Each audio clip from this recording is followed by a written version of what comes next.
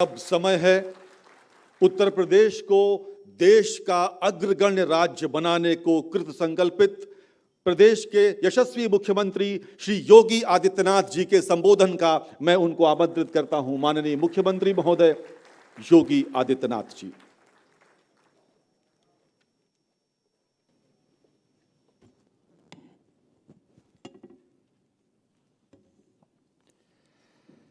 सूक्ष्म लघु मध्यम उद्यम विभाग के द्वारा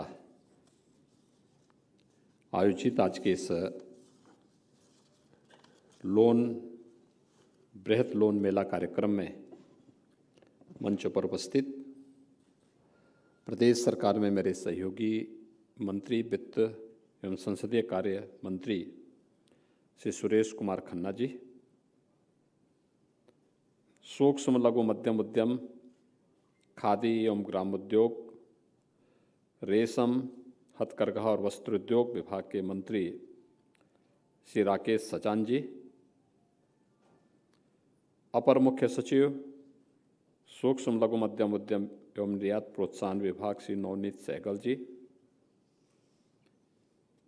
आयुक्त एवं निदेशक उद्योग श्री मनीष चौहान जी, मुख्य महाप्रबंधक SBI से अजय खन्ना जी, राज्य संयोजक SLBC श्री ब्रजेश कुमार सिंह जी, राज्य के विभिन्न जनपदों से जुड़े हुए सभी सम्मानित जनप्रतिनिधिगण, यहाँ पर विभिन्न बैंकों के महाप्रबंधक और अन्य अधिकारीगण, प्रदेश के सभी 75 जनपदों से जुड़े हुए हमारे एक जनपद एक उत्पाद से के साथ जुड़े हुए हमारे सभी हस्तशिल्पी, कारीगर, उद्यमी और उपस्थित भाइयों बहनों, मैं सबसे पहले विभाग को और बैंकर्स को इस बात के लिए हृदय से धन्यवाद देता हूं कि उन्होंने आज यहाँ पर एक साथ 1,90,000 उद्यमियों, हस्तशिल्पियों और कारीगरों को 16,000 करोड़ रुपए के लोन वितरण के इस बृहत कार्यक्रम के साथ वे स्वयं जुड़े हुए हैं। मैं इसके लिए आपको धन्यवाद देते हुए लोन प्राप्त करने वाले सभी उद्यमी, कारीगर और हस्तशिल्पियों को हृदय से बधाई भी देता हूं। अनेक कार्यक्रमों के जिससे आज का यह आयोजन महत्वपूर्ण है। लोन वितरण का कार्यक्रम तो हो ही रहा है, 5 CFC का भी उद्घाटन आज हुआ है, जो प्रदेश के 5 अलग अलग जनपदों में, आजमगढ़ में, अंबेडकर नगर में, सिद्धार्थनगर में, सीतापुर में, आगरा में स्थानीय उत्पाद के प्रमोशन के लिए स्थानीय स्तर पर वह किस रूप में कार्य करेगी, उससे जुड़े हुए और उसके संचालकों के साथ अभी संवाद के कार्यक्रम को आपने देखा होगा। यही अंतर है। 2017 के पहले ये क्षेत्र पूरी तरह उपेक्षित था, मृतप्राय सा हो गया था, लोगों में हताशा थी, निराशा थी। और 2017 में जब प्रदेश में नई सरकार का गठन हुआ तो उस समय हम लोगों के सामने यह भी एक चुनौती थी। उत्तर प्रदेश की उस समय बेरोजगारी की जो दर थी वो 18% से अधिक थी। देश की सबसे बड़ी आबादी का राज्य है तो सबसे अधिक युवा भी होंगे। सबसे अधिक युवा हैं तो उनकी सबसे अधिक आकांक्षाएं भी होंगी और उसके अनुरूप अपना कार्यक्रम बनाने के लिए उत्तर प्रदेश जैसे राज्य में, जहां पर कृषि के अलावा रोजगार का दूसरा साधन था ही नहीं, और कृषि में भी हमारे 200 से अधिक विकासखंड ऐसे थे जो डार्क जोन घोषित हो गए थे। वहां कोई ट्यूबवेल नहीं लग सकता था, वहां पर सिंचाई की सुविधा के लिए कोई अन्य इस प्रकार की व्यवस्थाएं नहीं थी। प्रदेश के अंदर केंद्र सरकार के द्वारा बार बार विभिन्न प्रकार की योजनाओं की घोषणा के बावजूद तत्कालीन जो सरकारें थीं उससे पहले की, वे उन योजनाओं में रुचि नहीं ले रही थी। नमामि गंगे परियोजना को प्रभावी ढंग से लागू करने में कोई रुचि नहीं थी उनकी। प्रदेश के अंदर लुप्त प्राय हो रही नदियों को संरक्षित किया जाए, इसके बारे में भी कोई कार्यक्रम नहीं था। कमी पैसे की नहीं थी, केंद्र के सहयोग की भी नहीं थी, राज्य सरकार की इच्छा शक्ति की थी। और 2017 में आने के बाद जब इच्छा शक्ति बलवती हुई और राज्य सरकार ने इस पर कार्य प्रारंभ किया, तो न केवल एग्रीकल्चर के क्षेत्र में हम लोगों ने उन अनंत संभावनाओं को आगे बढ़ाया, बल्कि परंपरागत उद्यम को प्रोत्साहित करने के लिए 2018 में, जब 24 जनवरी 2018 को हम लोगों ने प्रदेश की राजधानी लखनऊ में एक जनपद एक उत्पाद की योजना प्रारंभ की, तो बहुत सारे लोगों को लगता था ये सब क्या कर रहे हैं। अचानक नहीं किया था, इस पे हमने शोध किया था, इस पे व्यापक कार्य योजना बनाई थी। और मैं तब भी इस बात को मानता था कि एक जनपद एक उत्पाद की योजना हमारे परंपरागत उद्यमियों के साथ साथ उत्तर प्रदेश को एक्सपोर्ट का एक हब बना देगा। और आज मुझे बताते हुए प्रसन्नता है कि उत्तर प्रदेश में, जिस उत्तर प्रदेश की 2016 तक एक्सपोर्ट कुल 80,000 करोड़ के आसपास थी, आज वो बढ़ करके 1,56,000 करोड़ रुपए तक वार्षिक पहुंच चुकी है।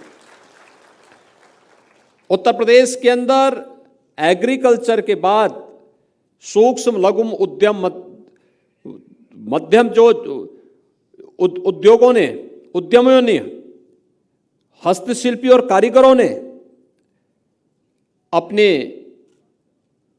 कौशल का जो परिचय दिया, आज हम सबके सामने है। बहुत बड़े पैमाने पर रोजगार का सृजन हुआ, सरकार ने प्रोत्साहन देना प्रारंभ किया, बैंकर्स का सकारात्मक सहयोग प्राप्त हुआ। आज परिणाम है कि उत्तर प्रदेश बेरोजगारी की दर को कम करने में, जो देश का सबसे बड़ा राज्य है, सबसे अधिक युवा हमारे पास हैं, उन युवाओं की आकांक्षाओं के अनुरूप रोजगार देने में भी हम लोगों ने सफलता प्राप्त की। 18% से इस दर को कम करते हुए 2.9% तक, हम 3% से नीचे तक लाने में हमें सफलता प्राप्त हुई है।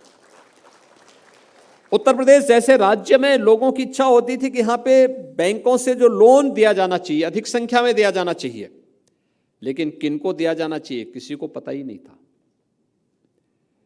क्या होना चाहिए, इसका रेशियो क्या होना चाहिए, ये भी नहीं मालूम था।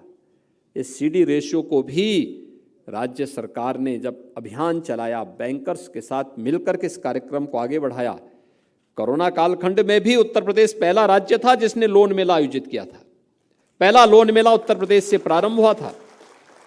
पूरे देश के लिए वो एक मिसाल बनी थी कि कोरोना में तकनीक का बेहतर उपयोग करते हुए आदरणीय प्रधानमंत्री जी की प्रेरणा से लोन मेला हम लोगों ने तब भी आयोजित किया था।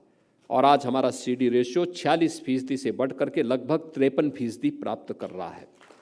यानी एक सकारात्मक पहल किस रूप में आगे बढ़ती हुई दिखाई दी, आज उसके परिणाम भी हम सबके सामने हैं।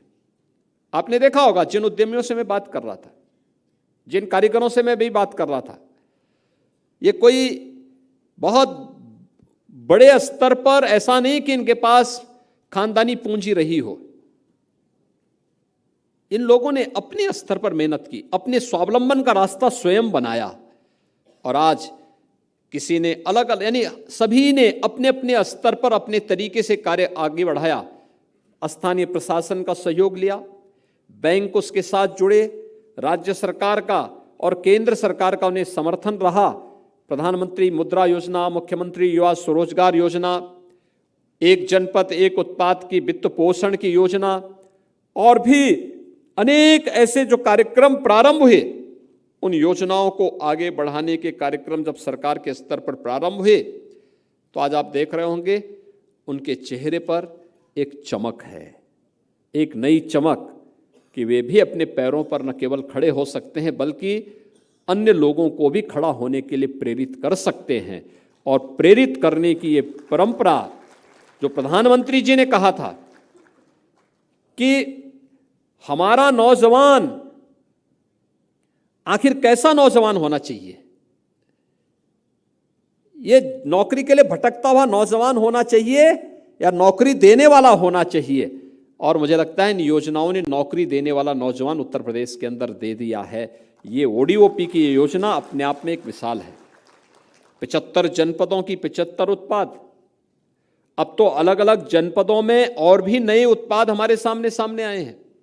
लोग उसके बारे में कहते हैं साहब हम इसको भी आगे बढ़ाना चाहते हैं। और हर एक ने कुछ ना कुछ नए मील के पत्थर गढ़े हैं, आगे बढ़ने के लिए एक नया माहौल दिया है। और इसीलिए यहाँ पर जितने भी हमारे बैंकर्स बैठे हुए हैं, मुख्य महाप्रबंधक बैंक के या महाप्रबंधक गण, अन्य वरिष्ठ अधिकारीगण बैंकों के बैठे हुए हैं, वित्तीय संस्थाओं के बैठे हैं, मेरा उन सब से आग्रह होगा कि अभी हमारा जो सीडी रेशो है इसे हम लगभग 53% तक पहुंचाने में तो सफल हुए हैं। अगले हमारा प्रयास होना चाहिए कि इसे हम अगले 1 वर्ष के अंदर, आज आपने जो एक लक्ष्य रखा है कि 2022-23 के लिए यानी 2.35 लाख करोड़ रुपए के वार्षिक ऋण योजना का शुभारंभ भी आज आपने यहां पर किया है। और 2.35 लाख करोड़ रुपया उत्तर प्रदेश में ऋण वितरण की जिस बड़ी कार्य योजना को आप आगे बढ़ा रहे हैं, मेरा आप सबसे आग्रह होगा कि उत्तर प्रदेश का जो हमारा हस्तशिल्पी है, जो कारीगर है, जो उद्यमी है,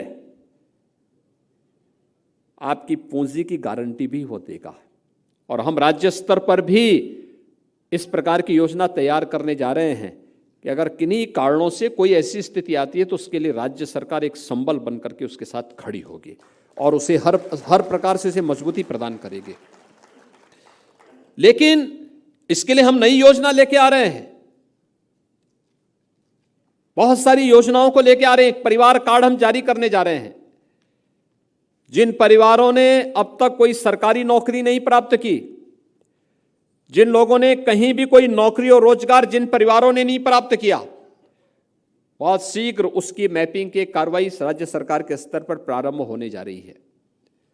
और हमारा प्रयास होगा कि कम से कम हर परिवार के एक सदस्य को नौकरी, रोजगार या स्वतः रोजगार के साथ जोड़ने के एक बड़े कार्यक्रम के साथ सरकार आगे बढ़ने जा रही है।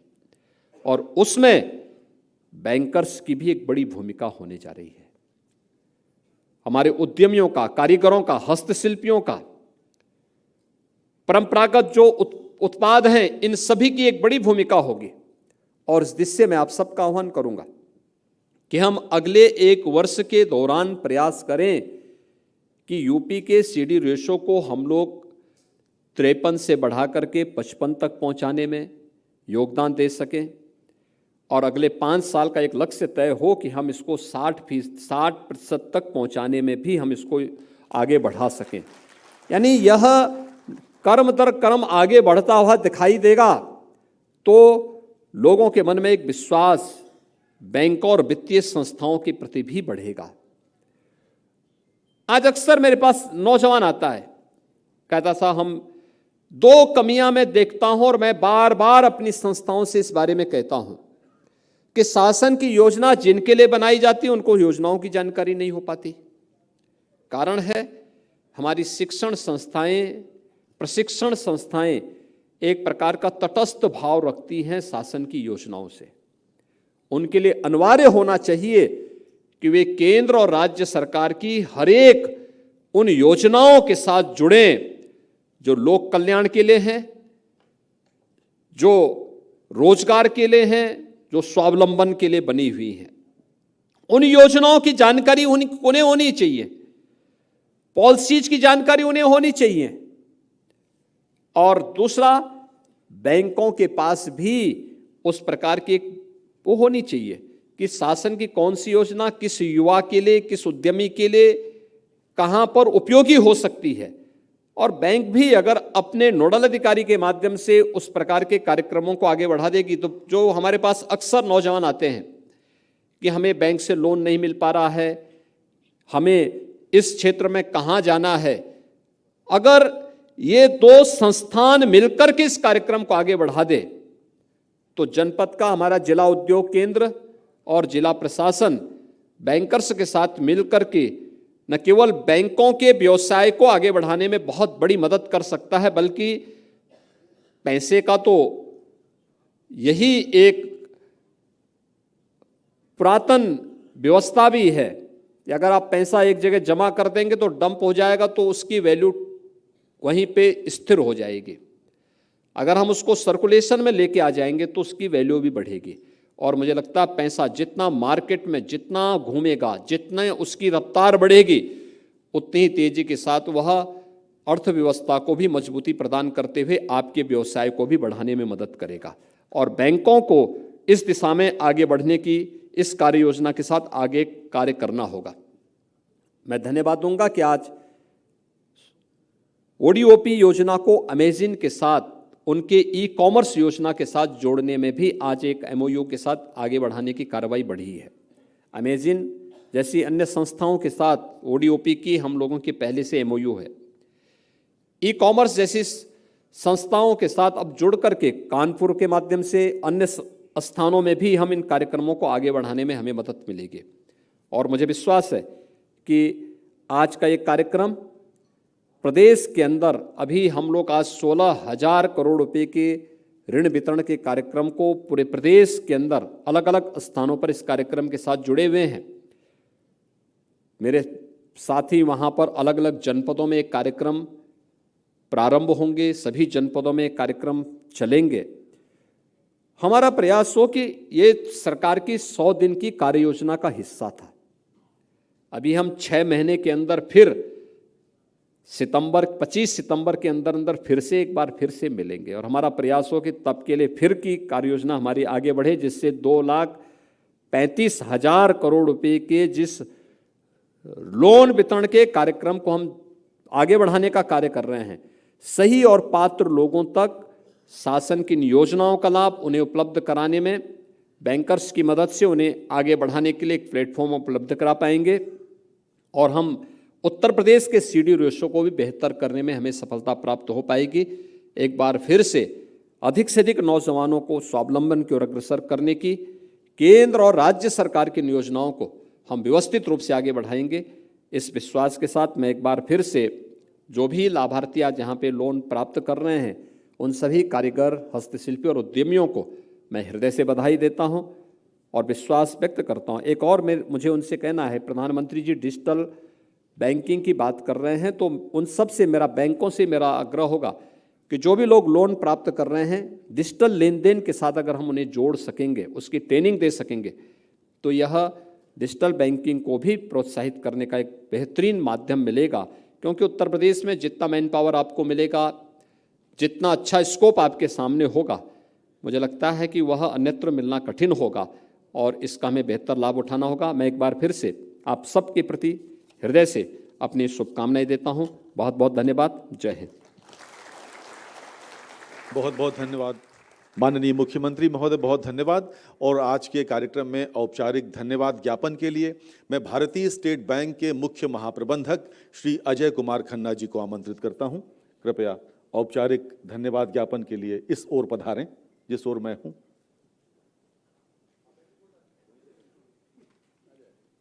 आ जाइए।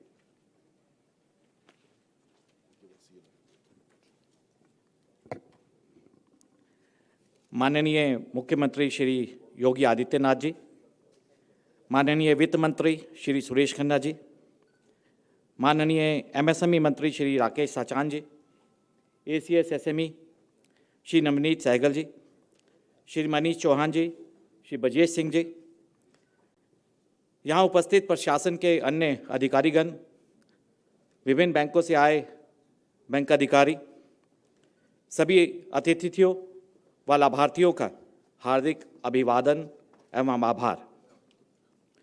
कोविड-19 की वैश्विक महामारी से प्रभावित अर्थव्यवस्था को गति प्रदान करने के लिए माननीय मुख्यमंत्री जी के मार्गदर्शन में विभिन्न वित्तीय योजनाओं को जिस प्रकार संचालित किया गया, उसकी सराहना न केवल प्रदेश में बल्कि पूरे देश में हुई है। मान्यवर, हम सभी बैंकर्स अपने आप को भाग्यशाली समझते हैं कि आपके प्रभावी निर्देशन में हमें प्रदेश के विकास में योगदान देने का अवसर प्राप्त हुआ है। मान्यवर, गत वर्ष प्रदेश में बैंकों द्वारा किए गए कार्यों का व लक्ष्य प्राप्ति का विवरण लीड बैंक से श्री ब्रजेश सिंह जी ने कार्यक्रम की शुरुआत में दिया है। हम आपको आश्वासन देते हैं कि एसबीआई सहित सभी बैंक गत वर्ष की भांति इस वर्ष भी प्रदेश के चहुमुखी विकास में, विशेषतः एसएमई के विकास में, विभिन्न योजनाओं में जो भी लक्ष्य आप द्वारा निर्धारित किए जाएंगे उन्हें हर हाल में न केवल प्राप्त किया जाएगा बल्कि लक्ष्यों से अधिक योगदान के लिए पूरा प्रयास किया जाएगा। मान्यवर, आपने वित्त वर्ष 2022-23 में सीडी रेशियो को 53 से 55% ले जाने और अगले 5 वर्षों में 55 से 60% ले जाने का जो निर्देश दिया है, सभी बैंकर्स आपको आश्वासन दिलाता हूं उसके ऊपर पूरे उत्साह के साथ काम करेंगे। वित्त वर्ष 2022-23 में 2,95,000 करोड़ का वार्षिक ऋण योजना का लक्ष्य जो आप द्वारा निर्धारित किया गया है वो भी समय सीमा के भीतर सभी बैंकर्स पूरा प्रयास करेंगे कि उसको प्राप्त किया जाए और प्राप्त किया जाएगा। मान्यवर, आप द्वारा डिजिटल बैंकिंग को प्रोत्साहन देने का जो निर्देश प्राप्त हुआ है, पूर्व में भी आपने कोविड महामारी के दौरान आप द्वारा निर्देश प्राप्त होने पर डिजिटल बैंकिंग के लिए स्टेट बैंक सहित सभी बैंकों ने पूरे प्रयास किए थे। इन प्रयासों को पूरी तरह से जारी रखा जाएगा और कोशिश की जाएगी कि प्रदेश की सभी योजनाएं जिनमें बैंकों का योगदान है, उन योजनाओं को जन जन तक एक जन जागरण के माध्यम से उन योजनाओं को सभी लाभार्थियों के पास लेके जाया जाएगा और आप द्वारा निर्धारित सभी लक्ष्यों को प्राप्त किया जाएगा। अंत में आज के इस विशेष कार्यक्रम में हम सभी को भाग लेने का अवसर प्रदान करने के लिए माननीय मुख्यमंत्री जी व आप सभी को धन्यवाद, बहुत बहुत आभार।